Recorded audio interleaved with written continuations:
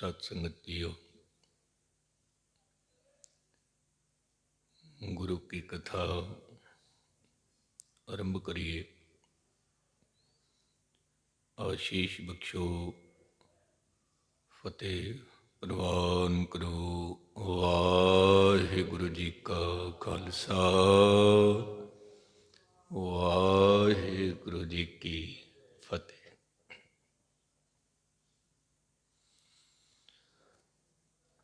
जितने भी धार्मिक स्थान हैं, वो मंदिर है, गुरुद्वारा है, ते चर्च है, मसीत है, हर थां ते अरदास लाजमी आंदी है। और जितने भी धर्म मौजूद हैं,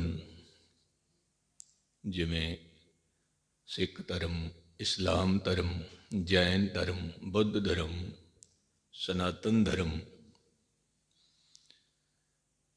ईसाई ते पारसी धर्म, अरदास हर धर्म विच मौजूद है।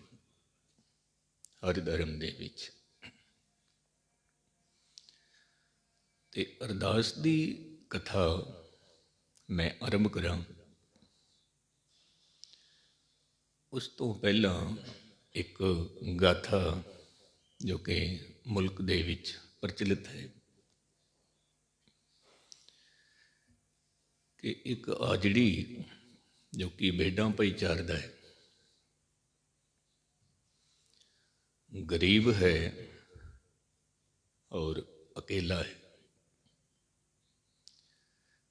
ते होर कोई इहदा संगी नहीं है, कोई सहारा नहीं है। ते एक दिन जदों ये भेडां ते बकरियां चारदा पिया है, ते रुख दे थल्ले आप बैठ जांदा है। और इस रुख दे थल्ले बैठण दे नाल ही ये बालक विस्माद दी दुनिया विच पहुंच जाता है। और उहदी रसना चों बोल निकलते ने, ए खुदा, मैं सुनिया है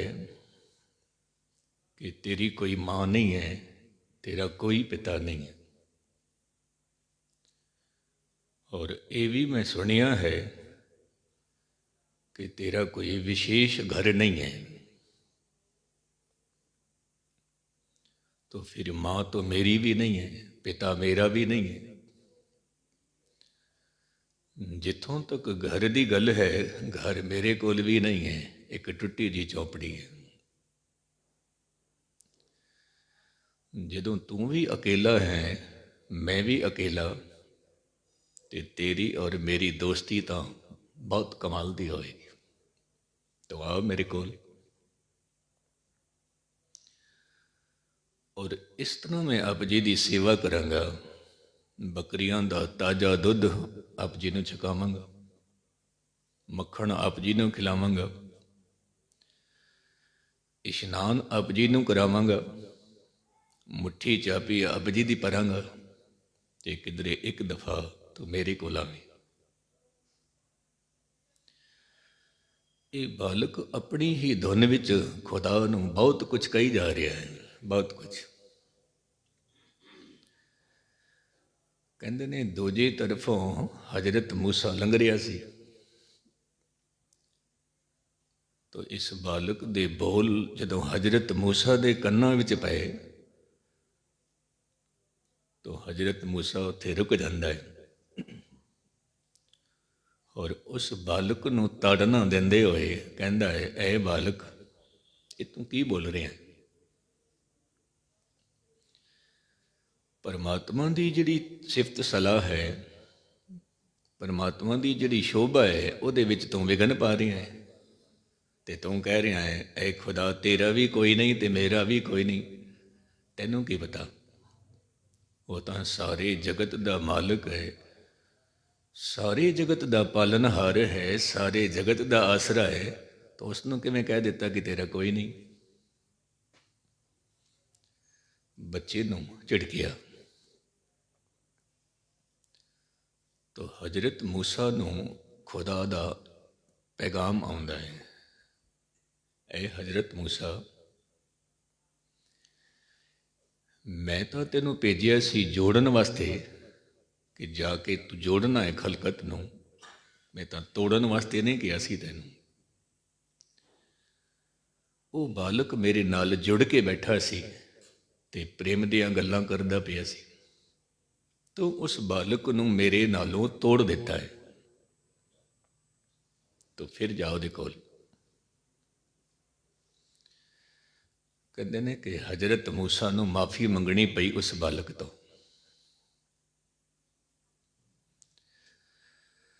ਜਿਤਨੇ ਵੀ ਪੀਰ ਪੈਗੰਬਰ ਰਹਿਬਰ ਪੁਰਸ਼ ਰੂਹੇ ਜ਼ਮੀਂ ਤੇ ਆਏ,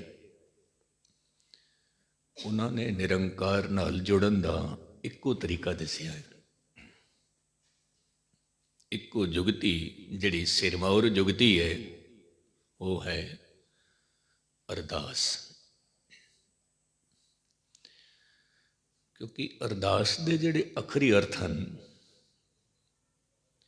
ਐੜਾ ਅੰਤਰਜਾਮੀ ਹੈ ਪ੍ਰਭੂ, ਤੂੰ ਘਟ ਘਟ ਦੇ ਅੰਦਰ ਦੀ ਜਾਣਦਾ ਹੈ, घट घट के अंतर की जानत, भले बुरे की पीर पछानत। तू अंतरजामी है, ऐड़ा तो अंतरजामी। फिर दूजा अखर आउंदा है रर्रा। रर्रे अखर तो बनता है राखा। तू सब दी रखिया करदा है, तू सारियां दा रखवाला है, और कदों तक तू रखवाला सदा सदा। जिथे तू अंतरजामी है, उत्थे तू रखवाला भी है। तीजा अखर है दद्दा, दा। तो दा अखर तो बनता है दातार। तू दाता दातार, तेरा दिता खावना। जदों तू अंतरजामी भी है, जदों तू राखा भी है सदा सदा, उत्थे तू रोजी भी देंदा है, दातार भी है। सारी जिंदगी दात देई जा रहा है, देई जा रहा है, क्योंकि तू बहुत बड़ा दातार है। और चौथा अखर है सस्सा। तू हर एक दा सहारा भी है, हर एक दा संगी भी है, हर एक दा साथी है। ये चारों अखर जुड़ के बनती है अरदास। और जो अरदास तो मुराद है अर्ज, बेनती, याचना, मंगना। ये अरबी अल्फाज है अर्ज। गुरु नानक साहिब महाराज अक्सर अरदास करते सी, यक अर्ज गुफ्तम पेश तोदर, घोष कुन करतार। ए प्रभु, ए करतार, मेरी एक अर्ज सुन, मेरी एक अरदास सुन। हुण ये अरदास किस वेले करनी चाहिए? तो एक मर्यादा बनी है कि घट तो घट 2 वक्त तो अरदास करनी चाहिए, सवेर और शाम। तो जिन्हां दा दिन अरदास नाल शुरू होया, उन्हां दी कीती हुई किरत, उन्हां दी कीती हुई कमाई गुरु घर विच कबूल होंदी है। अरदास करके काम शुरू किया।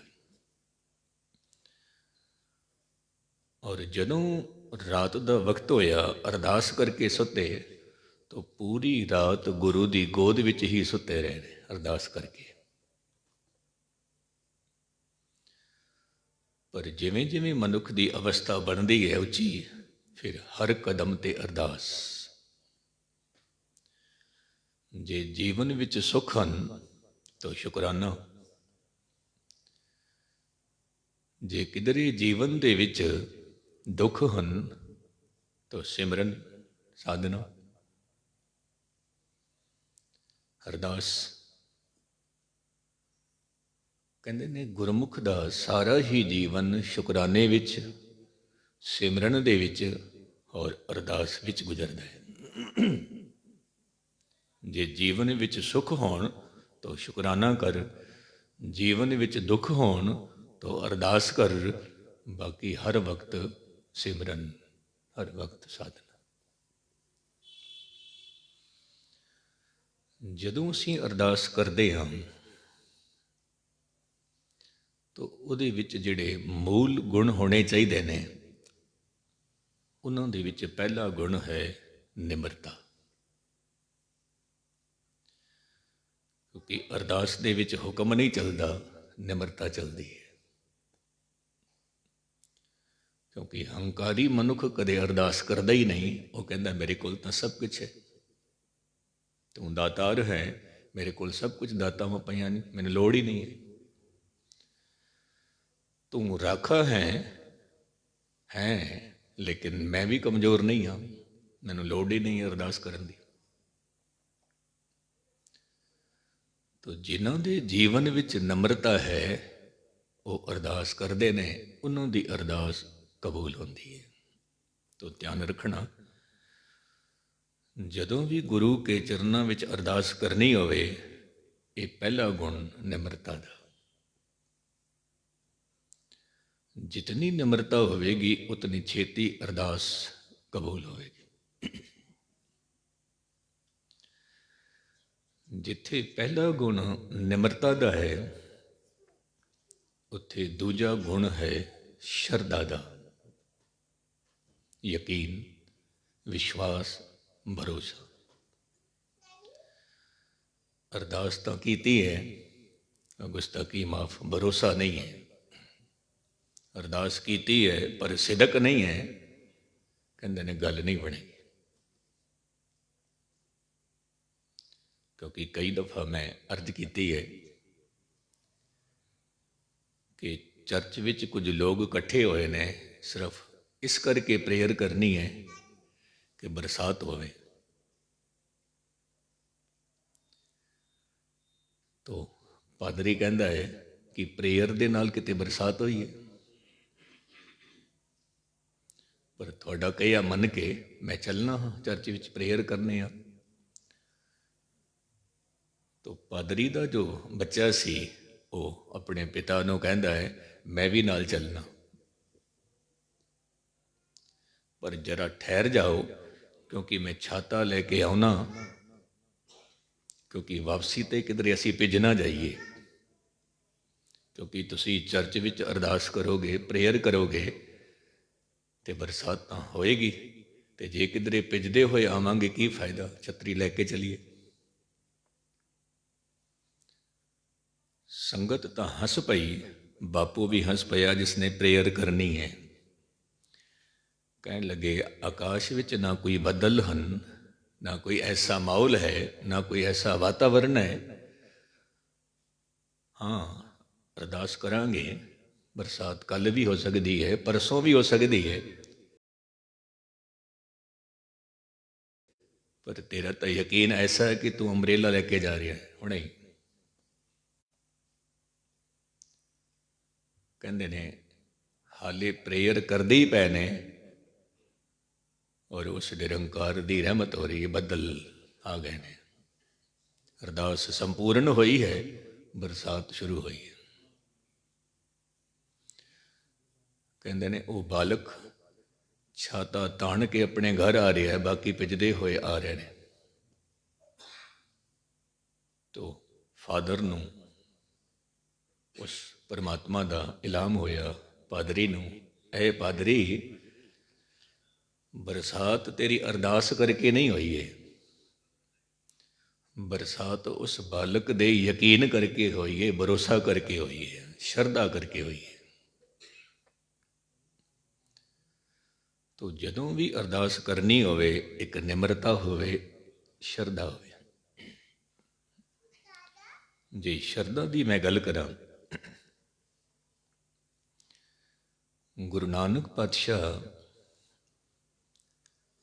ਆਪ ਜੀ ਨੂੰ ਸੰਗਤ ਆ ਕੇ ਕਹਿੰਦੀ ਹੈ, ਪੰਜਵੇਂ ਨਾਨਕ ਜੀ ਨੂੰ, ਗੁਰੂ ਅਰਜਨ ਦੇਵ ਸਾਹਿਬ ਜੀ ਨੂੰ, ਮਹਾਰਾਜ ਸੁਲਹੀ ਖਾਂ ਫੌਜ ਲੈ ਕੇ ਆ ਰਿਹਾ ਹੈ ਤੇ ਤੁਸੀਂ ਕੁਝ ਤਿਆਰੀਆਂ ਕਰੋ। ਧੰਨ ਗੁਰੂ ਅਰਜਨ ਦੇਵ ਸਾਹਿਬ ਮਹਾਰਾਜ ਦੀ ਰਸਨਾ ਚੋਂ ਬੋਲ ਨਿਕਲੇ ਕਿ ਅਸੀਂ ਨਿਰੰਕਾਰ ਦੇ ਚਰਨਾਂ ਵਿੱਚ ਅਰਦਾਸ ਕੀਤੀ ਹੈ। ਤਾਂ ਕਿਸੇ ਨੇ ਕਿਹਾ ਕਿ ਆਪ ਜੀ ਕੋਈ ਚਿੱਠੀ ਹੀ ਭੇਜ ਦੇਵੋ ਸੁਲਹੀ ਖਾਂ ਦੇ ਨਾਮ ਤੇ, ਕਿ ਸਾਡਾ ਕੋਈ ਝਗੜਾ ਹੀ ਨਹੀਂ ਆਪ ਜੀ ਦੇ ਨਾਲ, ਤੇ ਤੁਸੀਂ ਫੌਜ ਲੈ ਕੇ ਕਿਉਂ ਆ ਰਹੇ ਹੋ। ਪ੍ਰਥਮੇ ਮਤਾ ਜੇ ਪੱਤਰੀ ਚਲਾਵੋ, ਦੁਤੀਏ ਮਤਾ ਦੋਏ ਮਾਨੁਖ ਪਹੁੰਚਾਵੋ। ਤੇ ਕੁਝ ਸਿੱਖਾਂ ਨੇ ਕਿਹਾ ਕਿ 2 ਸਿੱਖ ਹੀ ਭੇਜ ਦਿਓ ਸੁਲਹੀ ਖਾਂ ਦੇ ਕੋਲ। ਜੇ ਕਿਧਰੇ ਉਹ ਵੀ ਨਹੀਂ ਕਰਦੇ ਤਾਂ ਤ੍ਰਿਤੀਏ ਮਤਾ ਕਿਛ ਕਰੋ ਉਪਾਇਆ, ਕੁਝ ਹੋਰ ਉਪਾਅ ਕਰੋ। ਤੋ ਧੰਨ ਗੁਰੂ ਅਰਜਨ ਦੇਵ ਸਾਹਿਬ ਮਹਾਰਾਜ ਕਹਿੰਦੇ ਨੇ, ਹਾਂ ਸਭ ਕਿਛ ਛੋੜ ਪ੍ਰਭੂ ਤੋਂ ਹੀ ਦੇ ਆਇਆ, ਅਸੀਂ ਤਾਂ ਤੇਰੇ ਚਰਨਾਂ ਵਿੱਚ ਅਰਦਾਸ ਕੀਤੀ ਹੈ। ਔਰ ਕੀਤੀ ਹੋਈ ਅਰਦਾਸ ਕਬੂਲ ਹੋ ਗਈ। ਧੰਨ ਗੁਰੂ ਨਾਨਕ ਸਾਹਿਬ ਦੇ ਘਰ ਵਿੱਚ ਜੋ ਅਰਦਾਸ ਦੀ ਮਰਿਆਦਾ ਹੈ, ਇਹ ਕਦ ਤੋਂ ਸ਼ੁਰੂ ਹੋਈ? ਤਾਂ ਮੈਂ ਆਪ ਜੀ ਨੂੰ ਅਰਜ਼ ਕਰਾਂ, ਗੁਰੂ ਨਾਨਕ ਸਾਹਿਬ ਦੇ ਘਰ ਵਿੱਚ ਗੁਰੂ ਨਾਨਕ ਸਾਹਿਬ ਤੋਂ ਹੀ ਅਰਦਾਸ ਸ਼ੁਰੂ ਹੋ ਗਈ। ਪਰ ਬੇਸ਼ੱਕ ਉਸ ਅਰਦਾਸ ਦੀ ਰੂਪ ਰੇਖਾ ਕੁਝ ਹੋਰ ਸੀ, ਅਰਦਾਸ ਦੇ ਬੋਲ ਕੁਝ ਹੋਰ ਸੀ। ਇਹ ਬੋਲ ਨਹੀਂ ਸਨ ਜੋ ਆਪ ਜੀ ਰੋਜ਼ ਅਰਦਾਸ ਕਰਦੇ ਹੋ। ਕਿਉਂਕਿ ਜਦੋਂ ਰਾਏ ਬੁਲਾਰ ਨੇ ਗੁਰੂ ਨਾਨਕ ਸਾਹਿਬ ਨੂੰ ਬੇਨਤੀ ਕੀਤੀ ਕਿ ਆਪ ਜੀ ਸੁਲਤਾਨਪੁਰ ਜਾ ਰਹੇ ਹੋ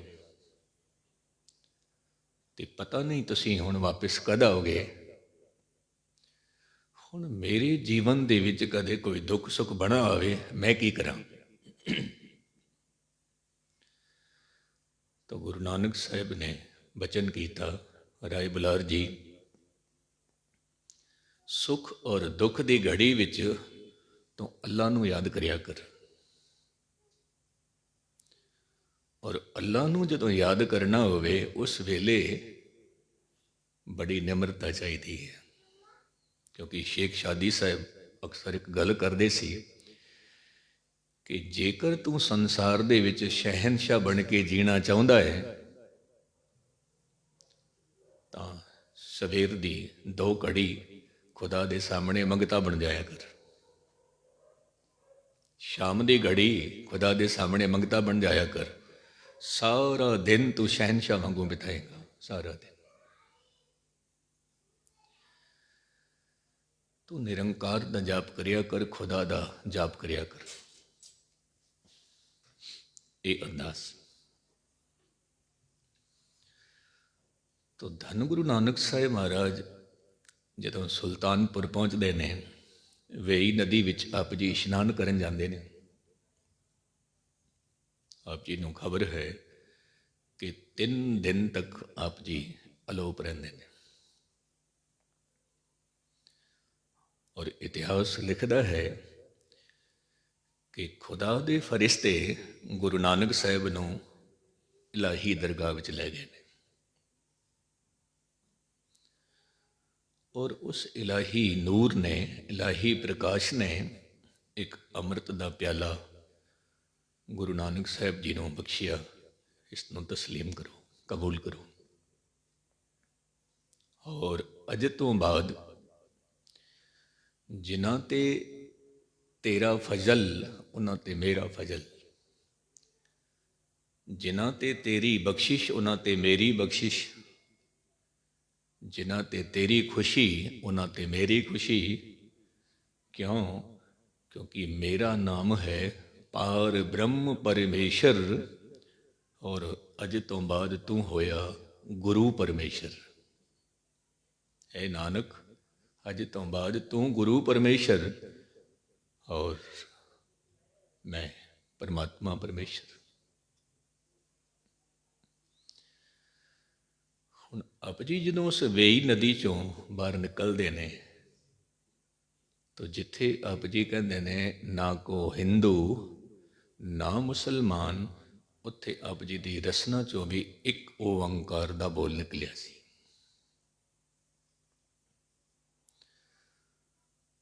ਤਾਂ ਗੁਰੂ ਨਾਨਕ ਸਾਹਿਬ ਤੋਂ ਅਰਦਾਸ ਆਰੰਭ ਹੋ ਗਈ ਸੀ। ਹੋਰ ਤਾਂ ਹੋਰ ਕਮਾਲ ਦੀ ਗੱਲ, ਹੈਰਾਨਗੀ ਦੀ ਗੱਲ ਕਿ ਕਈ ਦਫਾ ਤਾਂ ਸੰਗਤ ਸਮੂਹਿਕ ਰੂਪ ਵਿੱਚ ਅਰਦਾਸ ਕਰਦੀ ਸੀ। ਜਿਵੇਂ ਸਿੰਘ ਸਾਹਿਬ ਅਰਦਾਸ ਕਰਦੇ ਨੇ, ਇਹ ਆਪ ਜੀ ਵਾਸਤੇ ਅਰਦਾਸ ਹੁੰਦੀ ਹੈ। ਔਰ ਧੰਨ ਗੁਰੂ ਹਰਗੋਬਿੰਦ ਸਾਹਿਬ ਦੇ ਜੀਵਨ ਵਿੱਚ ਦੇਖੀਏ ਤਾਂ ਕਹਿੰਦੇ ਨੇ ਕਈ ਦਫਾ ਸੰਗਤ ਅਰਦਾਸ ਕਰਦੀ ਸੀ ਗੁਰੂ ਹਰਗੋਬਿੰਦ ਸਾਹਿਬ ਦੇ ਸਾਹਮਣੇ। ਕਈ ਦਫਾ ਧੰਨ ਗੁਰੂ ਹਰਗੋਬਿੰਦ ਸਾਹਿਬ ਆਪ ਕਹਿ ਦਿੰਦੇ ਸੀ ਸੰਗਤਾਂ ਨੂੰ, ਤੁਸੀਂ ਮੇਰੇ ਵਾਸਤੇ ਅਰਦਾਸ ਕਰੋ, ਮੇਰੇ ਵਾਸਤੇ। ਖੈਰ, ਗੁਰੂ ਨਾਨਕ ਸਾਹਿਬ ਮਹਾਰਾਜ ਅਰਦਾਸ ਕਰਦੇ ਸੀ, ਜਿੱਥੇ ਵੀ ਖੜੇ ਨੇ, ਜਿੱਥੇ ਵੀ ਬੈਠੇ ਨੇ, ਲੋੜ ਪੈ ਗਈ ਅਰਦਾਸ ਕਰ ਦਿੱਤੀ। ਫਿਰ ਧੰਨ ਗੁਰੂ ਅੰਗਦ ਦੇਵ ਸਾਹਿਬ ਜਦੋਂ ਅਰਦਾਸ ਕਰਦੇ ਸੀ ਤਾਂ ਨਿਰੰਕਾਰ ਦਾ ਨਾਮ ਲੈ ਕੇ ਔਰ ਫਿਰ ਗੁਰੂ ਨਾਨਕ ਦਾ ਨਾਮ ਲੈ ਕੇ ਬੇਨਤੀ ਕਰਦੇ ਸੀ। ਜਦੋਂ ਧੰਨ ਗੁਰੂ ਅਮਰਦਾਸ ਸਾਹਿਬ ਅਰਦਾਸ ਕਰਦੇ ਸੀ ਤਾਂ ਇੱਕ ਓਅੰਕਾਰ ਦਾ ਜਾਪ ਕਰਕੇ ਫਿਰ ਗੁਰੂ ਨਾਨਕ ਦਾ ਨਾਮ, ਫਿਰ ਗੁਰੂ ਅੰਗਦ ਦੇਵ ਸਾਹਿਬ ਦਾ ਨਾਮ, ਔਰ ਇਸ ਤਰ੍ਹਾਂ ਇਹ ਸਿਲਸਿਲਾ ਚੱਲਦਾ ਰਿਹਾ। ਜਦੋਂ ਧੰਨ ਗੁਰੂ ਅਰਜਨ ਦੇਵ ਸਾਹਿਬ ਜੀ ਨੇ ਪੋਥੀ ਸਾਹਿਬ ਦੀ ਸੰਪਾਦਨਾ ਕੀਤੀ, ਉਸ ਵੇਲੇ ਅਰਦਾਸ ਪੋਥੀ ਸਾਹਿਬ ਦੇ ਸਾਹਮਣੇ ਕੀਤੀ ਜਾਂਦੀ ਸੀ। ਇਹ ਮੈਂ ਆਪ ਜੀ ਨੂੰ ਅਰਜ਼ ਕਰਾਂ, ਉਸ ਵੇਲੇ ਗੁਰੂ ਅਸਥਾਨ ਵੀ ਬਣ ਗਏ ਸੀ ਅਤੇ ਪੋਥੀ ਸਾਹਿਬ ਦੇ ਉਤਾਰੇ ਵੀ ਕੀਤੇ ਗਏ, ਅਤੇ ਉਹਨਾਂ ਅਸਥਾਨਾਂ 'ਤੇ ਪੋਥੀ ਸਾਹਿਬ ਦਾ ਪ੍ਰਕਾਸ਼ ਹੋਣਾ, ਉੱਥੇ ਅਰਦਾਸ ਕਰਨੀ ਪੋਥੀ ਸਾਹਿਬ ਦੇ ਸਾਹਮਣੇ। ਉਸ ਤੋਂ ਬਾਅਦ ਧੰਨ ਗੁਰੂ ਗ੍ਰੰਥ ਸਾਹਿਬ ਮਹਾਰਾਜ ਦਾ ਸਰੂਪ ਤਿਆਰ ਹੋਇਆ, ਫਿਰ ਅਰਦਾਸ ਗੁਰੂ ਗ੍ਰੰਥ ਸਾਹਿਬ ਜੀ ਦੇ ਸਾਹਮਣੇ। ਜਿਹੜੀ ਅਰਦਾਸ ਆਪ ਜੀ ਰੋਜ਼ ਕਰਦੇ ਹੋ, ਇਹਦਾ ਸਰੂਪ ਕਿਸ ਨੇ ਤਿਆਰ ਕੀਤਾ ਹੈ, ਰੂਪ ਕਿਸ ਨੇ ਤਿਆਰ ਕੀਤਾ ਹੈ, ਔਰ ਕਿਹੜੇ ਕਿਹੜੇ ਵਾਕਿਏ ਜੋੜੇ ਨੇ, ਕਿਹੜਾ ਕਿਹੜਾ ਇਤਿਹਾਸ ਜੋੜਿਆ ਹੈ। ਜੋ ਗੁਸਤਾਖੀ ਮਾਫ, ਕਈ ਦਫਾ ਪੰਕਤੀ ਅਸੀਂ ਪੜ੍ਹ ਜਾਂਦੇ ਹਾਂ ਪਰ ਸਮਝ ਨਹੀਂ ਆਉਂਦੀ ਪੰਕਤੀ। ਜਿਵੇਂ ਦੇਖ ਕੇ ਅਣਡਿੱਠ ਕੀਤਾ, ਕੀ ਦੇਖ ਕੇ ਅਣਡਿੱਠ ਕੀਤਾ ਪਤਾ ਨਹੀਂ, ਜਾਂ ਹੋਰ ਵੀ ਕੁਝ ਬੋਲ ਨੇ ਜੋ ਰੋਜ਼ ਆਪਾਂ ਅਰਦਾਸ ਦੀ ਕਥਾ ਕਰਾਂਗੇ, ਉਹਦੇ ਵਿੱਚ ਇਹ ਬੋਲ ਆਪ ਜੀ ਨੂੰ ਚੇਤੇ ਵੀ ਰੱਖਣੇ ਨੇ, ਔਰ ਅਰਦਾਸ ਵੇਲੇ ਉਹ ਤਸਵੀਰ ਆਪ ਜੀ ਦੇ ਸਾਹਮਣੇ ਆ ਜਾਵੇ। ਜਿਹੜੀ ਮੂਲ ਅਰਦਾਸ ਹੈ, ਇਹ ਦਸਮ ਗ੍ਰੰਥ ਚੰਡੀ ਕੀ ਵਾਰ ਦੇ ਵਿੱਚ ਮੌਜੂਦ ਹੈ, ਔਰ ਧੰਨ ਗੁਰੂ ਗੋਬਿੰਦ ਸਿੰਘ ਮਹਾਰਾਜ ਦੀ ਉਚਾਰਨ ਕੀਤੀ ਹੋਈ ਹੈ, ਜੋ ਪ੍ਰਥਮ ਪਦ ਹੈ। ਜਿਵੇਂ ਇੱਕ ਓਅੰਕਾਰ ਵਾਹਿਗੁਰੂ ਜੀ ਕੀ ਫਤਿਹ, ਸ਼੍ਰੀ ਭਗਵਤੀ ਜੀ ਸਹਾਏ, ਵਾਰ ਸ਼੍ਰੀ ਭਗਵਤੀ ਜੀ ਕੀ ਪਾਤਸ਼ਾਹੀ ਦਸਵੀਂ। ਜੋ ਪ੍ਰਥਮ ਪੰਕਤੀ ਹੈ, ਇੱਕ ਓਅੰਕਾਰ, ਇਸ ਤੋਂ ਭਾਵ ਹੈ ਜਨਮ ਦੇਣ ਵਾਲਾ, ਰੋਜੀ ਦੇਣ ਵਾਲਾ, ਮਾਰਨ ਵਾਲਾ ਇੱਕੋ ਹੀ ਹੈ, ਇੱਕ ਓਅੰਕਾਰ। ਵਾਹਿਗੁਰੂ ਜੀ ਕੀ ਫਤਿਹ ਤੋਂ ਮੁਰਾਦ ਹੈ ਤੇਰੀ ਜੈਕਾਰ ਹੋਵੇ, ਤੇਰੀ ਫਤਿਹ ਹੋਵੇ। ਵਾਹਿਗੁਰੂ ਜੀ ਕੀ ਫਤਿਹ, ਤੇਰੀ ਜੈਕਾਰ ਹੋਵੇ। ਤੋ ਇਸ ਤਰ੍ਹਾਂ ਇੱਕ ਓੰਕਾਰ ਜੋ ਸਰਗੁਣ ਨਿਰਗੁਣ ਰੂਪ ਹੈ, ਉਹਦੀ ਜੈਕਾਰ ਕਰਕੇ ਫਿਰ ਆਪ ਜੀ ਉਸ ਤੋਂ ਆਸ਼ੀਸ਼ ਮੰਗਦੇ ਨੇ, ਆਸ਼ੀਰਵਾਦ ਮੰਗਦੇ ਨੇ।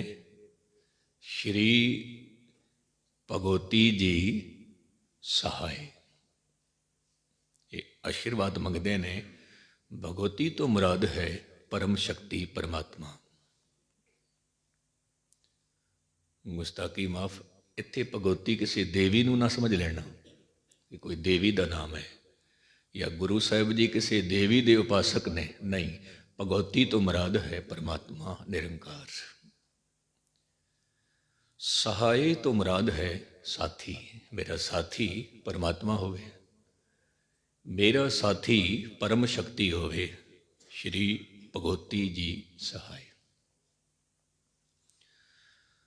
ਵਾਰ ਸ਼੍ਰੀ ਭਗਵਤੀ ਜੀ ਕੀ, ਇੱਥੇ ਮੈਂ ਅਰਜ਼ ਕਰਾਂ, ਵਾਰ ਦੋ ਕਿਸਮ ਦੀ ਹੁੰਦੀ ਹੈ। ਵਾਰ ਕਿਸ ਨੂੰ ਕਹਿੰਦੇ ਨੇ?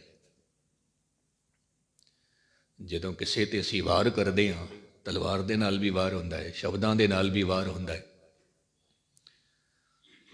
ਤੋ ਵਾਰ ਦੋ ਕਿਸਮ ਦੀ ਹੁੰਦੀ ਹੈ, ਇੱਕ ਵਾਰ ਜੰਗੀ ਵਾਰ, ਦੂਜੀ ਅਧਿਆਤਮਕ ਵਾਰ।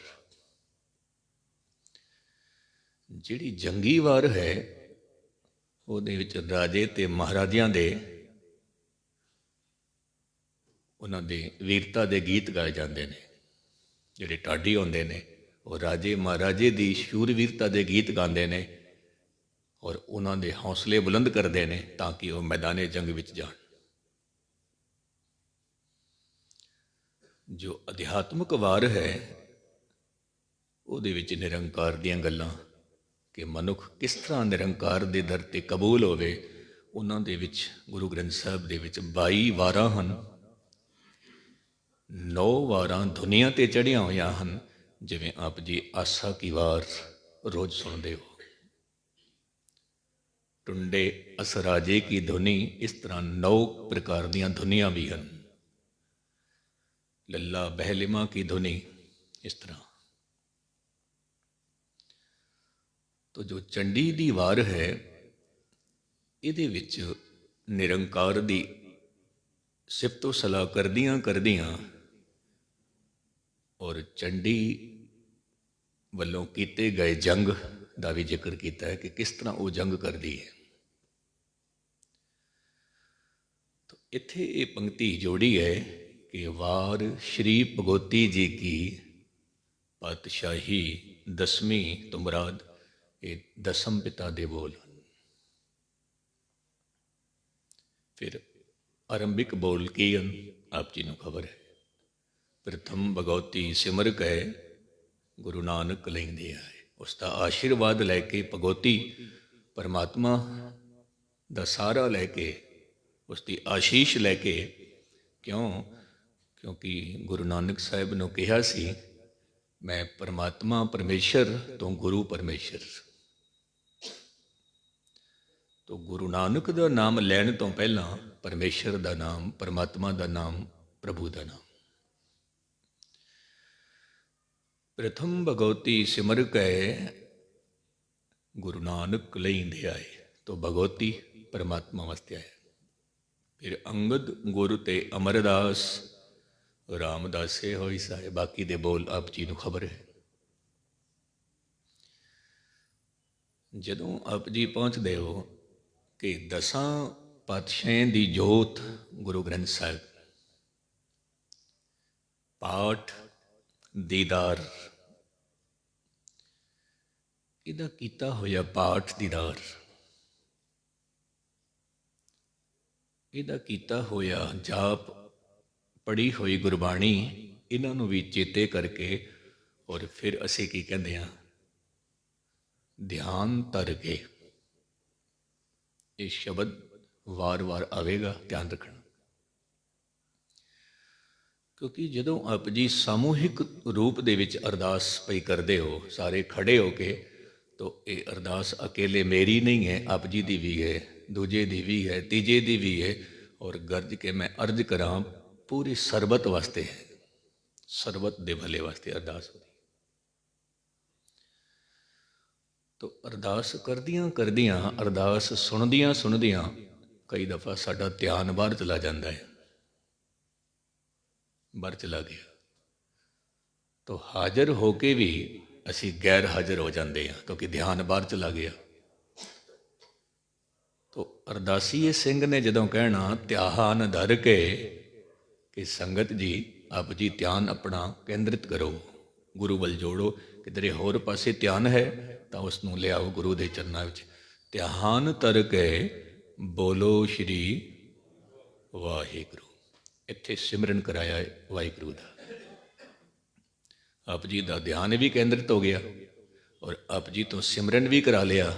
ਆਪ ਜੀ ਦੀ ਰਸਨਾ ਚੋਂ ਬੋਲ ਨਿਕਲੇ ਔਰ ਨਿਰੰਕਾਰ ਦੀ ਸਿਫਤ ਸਲਾਹ ਦੇ ਨਾਲ ਨਾਲ ਦਸਾਂ ਗੁਰਾਂ ਦਾ ਨਾਮ ਆਪ ਜੀ ਦੇ ਹਿਰਦੇ ਵਿੱਚ ਔਰ ਦਸਾਂ ਗੁਰਾਂ ਦੀ ਜੋਤ, ਗੁਰੂ ਗ੍ਰੰਥ ਸਾਹਿਬ ਜੀ ਦੇ ਪਾਠ ਔਰ ਦੀਦਾਰ, ਇਹਨਾਂ ਦੀ ਪੂਰੀ ਤਸਵੀਰ ਆਪ ਜੀ ਦੇ ਸਾਹਮਣੇ ਆ ਗਈ।